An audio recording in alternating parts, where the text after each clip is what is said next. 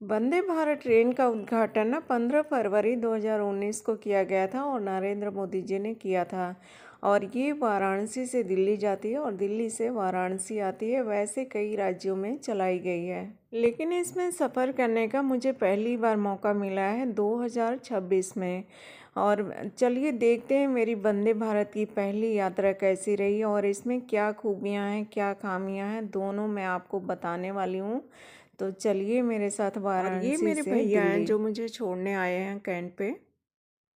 कहीं बस या ट्रेन पकड़नी हो तो बहुत टेंशन हो जाती है। तो हम लोग ना 4 बजे ही उठ गए थे, भैया भाभी और मैं। बच्चे सो रहे थे और भाभी उठ के चाय चुई बना दी हैं, तो हम लोग उठ के थोड़ा सा चाय चुई पिए, थोड़ा सा नाश्ता वास्ता किए हल्का फुल्का, और फिर घर से चल दिए थे 5 बजे। और 5:30 बजे वाराणसी स्टेशन पे पहुंच गए थे। भैया के घर से 15 मिनट की ही दूरी पे वाराणसी कैंट है, तो भैया आ गए थे मुझे छोड़ने। 6 बजे की ट्रेन थी तो हम उससे पहले ही पहुंच गए थे और ट्रेन में बैठ गए थे। C8 हमारा कोच नंबर था, सीट नंबर 3 थी, और उसमें बैठ गए थे और भैया मुझे छोड़ के वापस चले गए थे। और ये ट्रेन एग्जैक्ट 6 बजे ही चली है वहाँ से, बिल्कुल भी लेट नहीं की है। ये सीटर ट्रेन थी, स्लीपर नहीं थी। तो देखिए दोनों पैरों को रखने के लिए ना नीचे जगह बनी हुई है। आराम से पैरों को रख के आप सीटर ट्रेन पे भी सो सकते हैं। जब मैं सीट पे बैठी हूँ उसके बाद 1 लीटर बॉटल की पानी दे दी है, और ये चाय का फ्री मिक्स है। और इसके लिए गर्म पानी दे देते हैं, स्टिक दे देते हैं, और 2-3 बिस्किट दे दिए थे।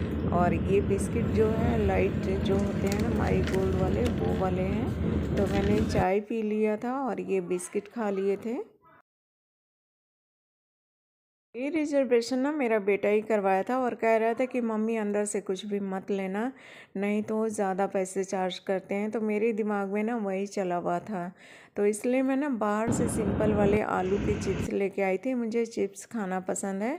खाना पीना वैसे भी मैं सफ़र में कम खाती हूँ, नहीं खाती हूँ। और ममता भाभी ने 8-10 गुजिया बना के दिया था, 1-2 मैंने गुजिया खा लिया और चिप्स खा लिए, और चाय तो उन्होंने दे ही दिया था, चाय भी पी लिया। और और इसके बाद ना मैंने काला चश्मा लगा लिया था ना। काला चश्मा लगा के नींद बहुत बढ़िया आती है।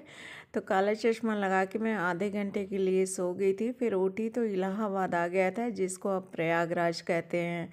पहले इसका पास्ट में इलाहाबादी नाम था, अब इसका नाम प्रयागराज कर दिया गया है।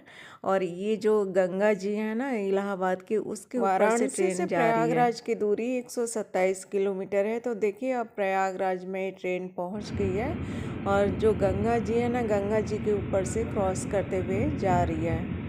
प्रयागराज में ही गंगा यमुना सरस्वती का मिलन हुआ है, तो इस नदी को त्रिवेणी नदी भी कहा जाता है।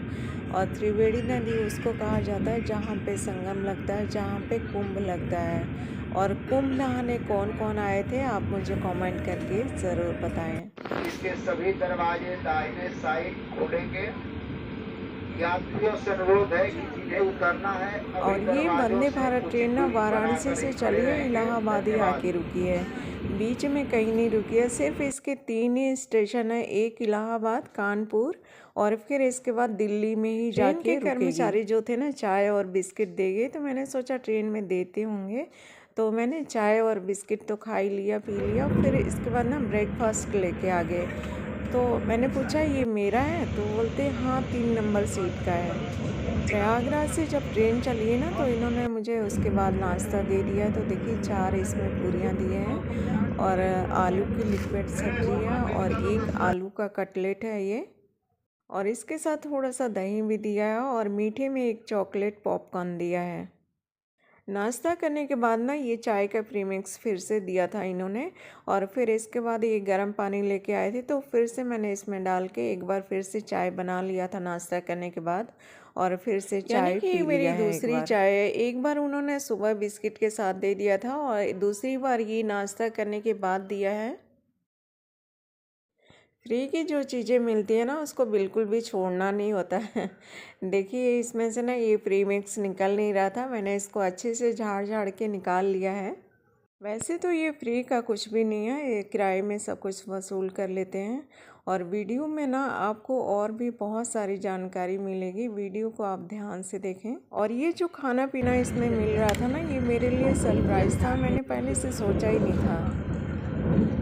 नाश्ता करने के बाद मैंने चाय पी लिया और चाय पीने के बाद फिर से काला चश्मा लगाया और फिर से थोड़ी देर के लिए आंखें बंद करके बैठ गई। मैंने सोचा थोड़ी देर आंखें बंद करके रेस्ट कर लेती हूँ। जब अगला स्टेशन आने वाला होता है तो वो पहले से अनाउंस कर देते हैं कि ये वाला स्टेशन आने वाला है। और एलईडी भी लगी है, देखिए मेरे पीछे एलईडी लगी है, तो उसमें हिंदी इंग्लिश दोनों में लिखा हुआ आ जाता है कि अगला स्टेशन कौन सा आने वाला है। अभी कानपुर आने वाला है, तो मेरे पीछे ना एलईडी में आप देख पा रहे होंगे कि स्क्रीन पे कानपुर लिखा हुआ आ रहा था। और वैसे भी अनाउंस कर देते हैं कि अगला स्टेशन कौन सा आने वाला है, जैसे मेट्रो में अनाउंस करते हैं ना कि अगला स्टेशन ये वाला आने वाला है, वैसे ही इसमें भी कर देते हैं। और इसमें ज़्यादा क्लियर सुन रहा था। प्रयागराज से कानपुर की दूरी 200 किलोमीटर है। तो देखिए अब हम लोग कानपुर पहुंच चुके हैं। इसके सिर्फ 3 स्टेशन हैं, वाराणसी, इलाहाबाद, कानपुर, और इसके बाद दिल्ली आ जाएगा। और स्टेशन पे सिर्फ 5 मिनट के लिए रुकती है, इससे ज़्यादा नहीं रुकती है। बीच बीच में मैं चिप्स वगैरह खाती रहती हूँ, टाइम पास करती रहती हूँ। फिर जब कानपुर से आगे को ट्रेन निकल गई है तो फिर ये मुझे लंच ला के दे दिए हैं। और जब नाश्ता लेके आए थे तो मैंने इनसे पूछ लिया था कि ये मेरा है, तो इनको पता लग गया था कि मैं शायद कंफ्यूज्ड हूँ कि यहाँ पे लंच और ब्रेकफास्ट भी मिलेगा। तो जब लंच लेके आए तो पहले से ही उन्होंने बोल दिया था कि ये 3 नंबर सीट का है, ताकि मुझे कोई कन्फ्यूजन ना हो। लंच में इन्होंने दाल चावल, एक पनीर की सब्ज़ी, एक आलू की सूखी सब्ज़ी, दही, अचार और फुलके दिए थे। तो पनीर में से मैं पनीर निकाल के खा गई और दाल चावल दही खाया। और उसके बाद इन्होंने दिया था आइसक्रीम। तो आइसक्रीम के लिए तो कौन ही मना करेगा, आइसक्रीम तो मैंने एंजॉय करके खाया। और इस ट्रेन में ना सफ़र करके मुझे बहुत मज़ा आया और बहुत अच्छा लगा। बेटी को पता था कि इसमें खाना भी इंक्लूडिंग है, लेकिन उसने इसलिए नहीं बताया कि अगर मैं मम्मी को बता दूंगा तो बोल देंगे कि दूसरी ट्रेन बुक करवा दूँ, मुझे खाना नहीं खाना है, इसलिए उसने मुझे बताया नहीं। वंदे भारत का ही मेरा पहला सफ़र था, लेकिन अच्छा था। 6 बजे मैं वाराणसी से चली थी और 2 बजे दिल्ली में पहुंच गई हूँ। और एक चीज़ जो यहाँ पे मुझे कमी लगी है, C3 में ना एक पैसेंजर की तबीयत ख़राब थी, वॉमिटिंग हो रही थी, तो अनाउंस कर रहे थे कि कोई डॉक्टर हैं तो आ जाए। अगर उसमें कोई बाई चांस डॉक्टर बैठा है तो आ जाएगा, नहीं तो फिर क्या होगा। तो मुझे लगता है कि लॉन्ग रूट वाली जो ट्रेनें हैं ना, तो उसमें एक मेडिकल टीम तो बैठानी ही चाहिए इनको, और सारी ट्रेनों में दिन के 2 बज रहे हैं और मैं पहुंच गई हूँ दिल्ली रेलवे स्टेशन। और यहाँ से जाना था मुझे कश्मीरी गेट। तो मेरा भांजा यहीं पे रहता है नोएडा में, मैंने उसको बोला कि दीगू कैब करवा दो, तो उसने कैब करवा दिया था। और कैब में बैठ के मैं चली गई कश्मीरी गेट, और कश्मीरी गेट से चंडीगढ़ के लिए बस ले ली और चंडीगढ़ आ गई। Thanks for watching.